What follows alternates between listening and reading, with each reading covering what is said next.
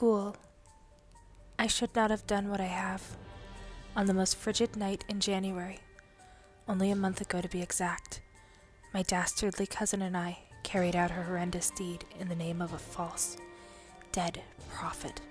Not only were the authorities alerted to our inadmissible actions, but something much worse, between our world and the next, stirred in its slumber, began to wake. We skipped town, bringing with us meager nothing. Through the icy foothills we fled, through the ravaged wasteland, thought abandoned by life. Yet it was there that we first observed the ghoul we had unleashed. I escaped, but only just. My cousin, bless his soul and wish him the holiest of fates even after his sins committed, went mad at the sight of the ghoul. And I think I nearly may have too. If not for my hasty eyes and my quick thoughts, the nightmarish sounds I endured as I fled will haunt me for the short remainder of my life. The rending of flesh and the crushing of bone, and the screams that were not, cannot, and could never be human. The only thing keeping me bound to sane existence was the distant whirring of the police sirens and the faintly visible flashing red and blue lights on the horizon.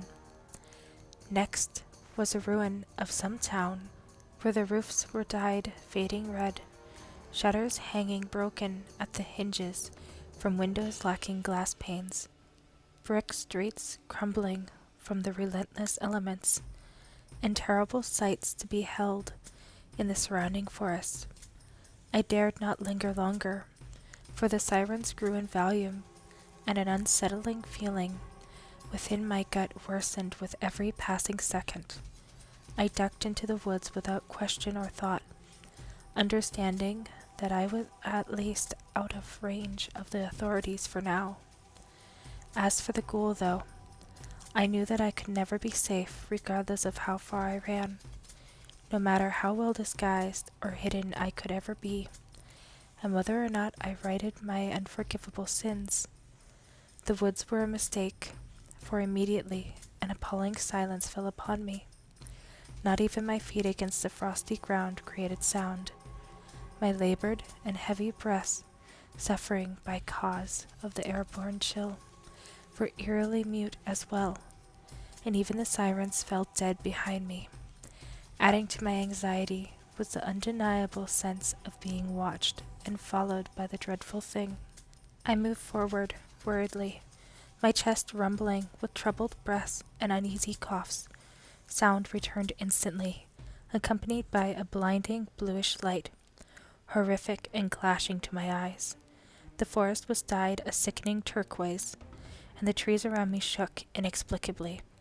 All at once, every tree within an approximate 30-foot radius was uprooted and hurled into the air inexplicably by some unforeseen force. There they floated, dozens of feet above me, while a horrible feeling within me peaked, and an ear-shattering shriek came from all directions. I dropped to the ground, clutching my sure-to-be bleeding ears, and was then thrown into the air.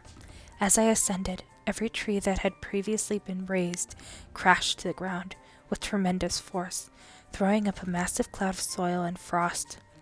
I was suspended in the air when a ghoul appeared before me. Its body was black and haphazardly decorated with pulsating blue veins, which seemed to be the origin of the vomit-inducing light. The ghoul, although inhuman to the extreme, had on its face a single humanoid eyeball, below which was a set of sneering, wretched jaws lined with innumerable uneven teeth. A set of charred wings, decayed and dead, sprouted from its back. 2 pairs of arms, terminating in several dozen fingers, dangling limp from its sides, splattered with a deep red fluid. The rest of its body, serpentine, hung lack in the air. I went mad then. Mad as I was, though, I went madder when its face began to shift grotesquely, its single eye vanishing as the meaty black substance that composed the thing bubbled disgustingly and morphed horrifically.